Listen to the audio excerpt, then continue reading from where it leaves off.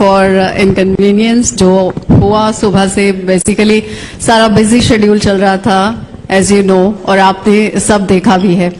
Sorry for that. और अपना programme शुरू करते हैं। इस वक्त हमारे साथ रेजिंग डोरजे हैं जो Ladakh Buddhist association youth wing के प्रेसिडेंट हैं और लद्दाख से अपनी आवाज यहां पर रखेंगे कि आखिर गुलिस्तान न्यूज चैनल के माध्यम से, क्योंकि जितनी भी वहां पर समस्याएं आई लोगों को, और सबसे बड़ी बात यह थी कि धारा 370 और 35 से जाने के बाद सबसे बड़ी खुशी अगर किसी को हुई थी तो वो थे लद्दाख के लोग, क्योंकि लद्दाख हमेशा ये चाहता था कि उसके साथ डिस्क्रिमिनेशन हुई है, भेदभाव हुआ है और अक्सर होता आया है। लेकिन अगर यूटी बनती है तो जाहिर तौर पर विकास भी होगा। लेकिन आज आप ही से जानेंगे कि आखिर कितना विकास हुआ और यूथ को जिस तरह से आप रिप्रेजेंट कर रहे हैं। Sir thank you. सबसे पहले मैं गुलिस्तान की जितने भी फैमिली है उनको मैं दिल से धन्यवाद देना चाहूंगा, और यहाँ पे जितने भी डिग्निटरीज बैठे हैं उन सबको जुले सलाम नमस्ते बोलना चाहूंगा। सही में मैडम ने बिल्कुल बहुत अच्छी बात कही। 5 अगस्त का जो दिल्ली से एक मैसेज आया, उस मैसेज ने पूरा हमारे दिल को छू लिया और पूरे लद्दाख पूरे जोश में आ गए, क्योंकि सेंटर के गवर्नमेंट ने यूटी का दर्जा हमें दिया गया। ये यूटी का जो दर्जा हमें जो मिला, हमारा कई सालों का 70 सालों का मेहनत था, हमारा डिमांड। तो यूटी मिलने के बाद, क्योंकि आज मैं पूरे लद्दाख के बुद्धिस्ट कम्युनिटी को रिप्रेजेंट करके यहां आया हूं, तो कुछ बातें यहां पे एज ए यूथ से रिलेटेड मैं रखना चाहूंगा। यूटी तो मिला हमें, उसके हमें हर जगह जगह जहां पे हमें मौका मिला, श्री नरेंद्र मोदी जी को हमने धन्यवाद दिया, अमित शाह जी को भी हमने दिल से धन्यवाद दिया, और उसके साथ साथ पूरे लद्दाख में जो अभी हिल कौंसिल है, हमने एज ए गिफ्ट उनको अपना कौंसिल दिया। बट आज की स्थिति आप पूछते हैं कैसा है। एज ए यूथ आप मेरे से को पूछ रहे हैं, क्योंकि हमारा यूथ आज के दिन काफी नाराज है। नाराज क्यों है?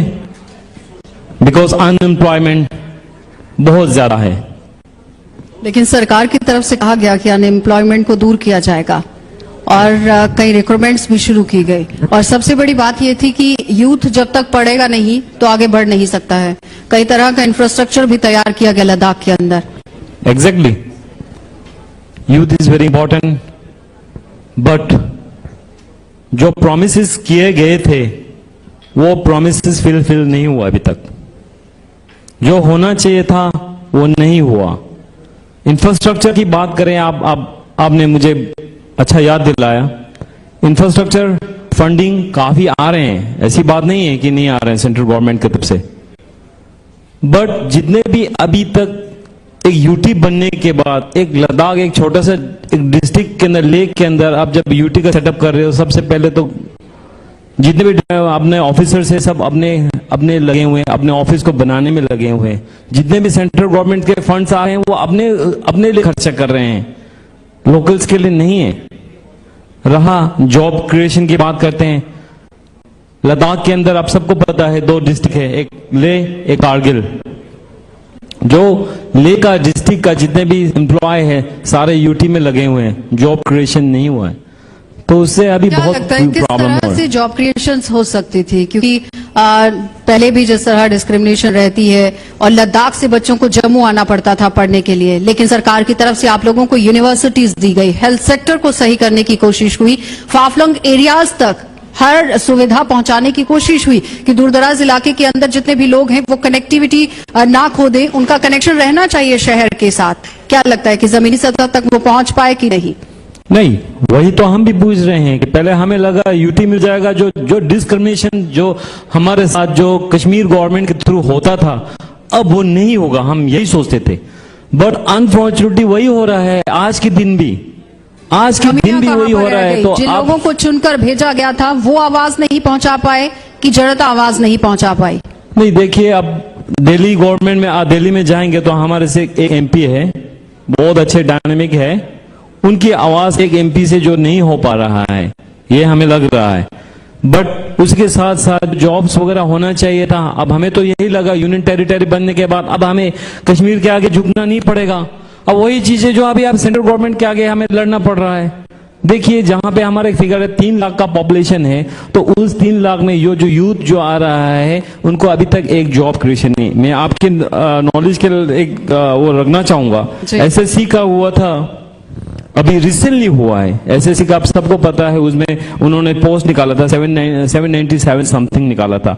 अच्छा, उससे पहले जो लद्दाख पुलिस ने एक पोस्ट क्रिएशन किया, तो वो जो पोस्ट क्रिएशन था वो पहले ऑलरेडी हमारा जब जेएनके का था तो वो वहां से उन्होंने वो किया था। बट अभी उसके बाद अभी तक कोई पोस्ट क्रिएशन नहीं हुआ है। तो एज ए यूथ के हिसाब से यूथ काफी डिस्टर्ब है। तो आज गुलिस्तान के चैनल के माध्यम से और यहाँ पे काफी बीजेपी के भी डिग्निटरीज हैं, शायद ये मैसेज वो भी शायद आगे तक लेके जाएं, जितने हो सके जल्द से जल्द हमारे यूथ लेकिन को। सर, प्रॉब्लम ये होती है ना कि जब आपने अपने नुमाइंदे को जिताकर सामने रखा है, आपके एमपी हैं, आपकी आवाज को रख सकते हैं, संसद में रख सकते हैं, सेंट्रल गवर्नमेंट तक उसे पहुंचा सकते हैं, क्या लगता है कि कहां पर कमियां रह गई, कनेक्टिविटी कहां पर नहीं हो पा रही है जिसकी वजह से इस तरह से खामियाजा? क्योंकि धारा 370 और 35 से जाने की बात कही गई थी कि लद्दाख और पूरी तरह से यूटी को बनाया जाएगा लेकिन विकास होगा। हाँ, एग्जैक्टली। अब इसमें कुछ कहीं पे गैप रहा होगा, बट हमारा जो मेन जो हमारे एक ब्रिज का जो काम करता है दैट इज आवर एमपी। अब एमपी साहब को हम हमारे जो यूथ है टाइम टू टाइम हम बोल रहे हैं कि ये इश्यूज है, अभी होंगे होंगे होंगे बोल के अभी तीसरा साल होने वाला है यूनियन टेरिटरी बनने के बाद। हर साल 1 साल सेलिब्रेशन भी बनाया, 2 साल हो गए हमने यूटी सेलिब्रेशन बनाया। अब लगता है थोड़ा सा थक गए हम भी, तो क्योंकि ऐसे चलेगा तो फिर बहुत मुश्किल होगा। क्या लगता है कि प्रोसेस को किस तरह से चलाया जा सकता है एज पर योर व्यूज की क्या होना चाहिए, किस तरह से स्ट्रीमलाइन होनी चाहिए सारी चीजें यूथ को मद्देनजर रखते हुए? It is very simple. Modi ji का गवर्नमेंट जैसे आया, हमें यूनियन टेरिटरी बनाया, तो हमने उनका वेलकम किया और साथ साथ कहते हैं कि अभी तो आप सेंटर से कनेक्ट हो चुके हैं। हमारा इश्यूज क्या था? क्योंकि फंडिंग नहीं आता था, जॉब क्रिएशन नहीं होता था जम्मू कश्मीर में। 70 साल से हम यही बोल रहे हैं कि यूनियन टेरिटरी हमें बनाया जाए, हमें सेपरेट किया जाए, सेंटर के साथ मिलाया जाए। यूनियन टेरिटरी तो बन गया सर। एग्जैक्टली, वो मिल गया, बट फिर आज के दिन फिर वही जॉब क्रिएशन नहीं हो रहा, ये सब नहीं होगा, तो फिर आप बताइए फिर हमें क्या होगा? फिर तो वही हो गया, वैसे के वैसे रह गया। तो बहुत मुश्किल है ये जो ऐसी चीजें हो रहा है। तो हम तो ये चाहते यूटी के साथ जो हमारा विद लेजिस्लेचर को मांग रहे थे, हम डिमांड कर रहे थे, तो चलो वो भी नहीं मिला। अच्छा, फिर उसके बाद आप सबको पता है लद्दाख में अभी हम एक प्रोटेस्ट कर रहे हैं कि 6 शेड्यूल हमें दिया जाए, which is the Indian constitution के अंदर एक राइट्स है, आर्टिकल जो आपका 244 के अंदर है, जो अपने भारत के संविधान के अंदर है। तो वो चीजें आगे दे देते तो हमारे लिए बहुत इंपॉर्टेंस रहता, हमारे सेफ हो जाते तो हम अपने जॉब क्रिएशन कर देते। तो उसका भी डिमांड हम चल रहे हैं। जॉब को लेकर सरकार की तरफ से कहा गया कि स्किल डेवलपमेंट होना बहुत जरूरी है। अगर आप स्किल डेवलपमेंट की तरफ ध्यान देते हैं तो जाहिर तौर पर आत्मनिर्भर भारत बनेगा। एग्जैक्टली। अब आप मुझे बोलोगे 2 साल के अंदर अपने आप को स्किल डेवलपमेंट करो बोलेगे तो नहीं हो सकता ना, बिकॉज वो जेएंडके गवर्नमेंट ने अभी तक आज तक हमें इतना नकारा। जब सेंटर से फंड लाते हैं तो वो लैंड के हिसाब से लाते हैं। जब 2 स्टेट में डिस्ट्रिक्ट करता है, श्रीनगर और जम्मू में डिस्ट्रिक्ट करता है, हमें तो पॉपुलेशन के हिसाब से दिया जाता था, तो वहां तो ना के बराबर। आज आप बोल रहे हैं कि अब खुद को सस्टेनेबल करना पड़ेगा। अब 1-2 साल के अंदर क्या हो सकता है? नहीं हो सकता। वो बहुत पुराना जो पहले का वो था, वो गलती हुआ। तो अभी हम 2 साल के अंदर नहीं कर सकते हैं। 2 साल के अंदर ये कर सकते हैं जितने से जितना हो सके।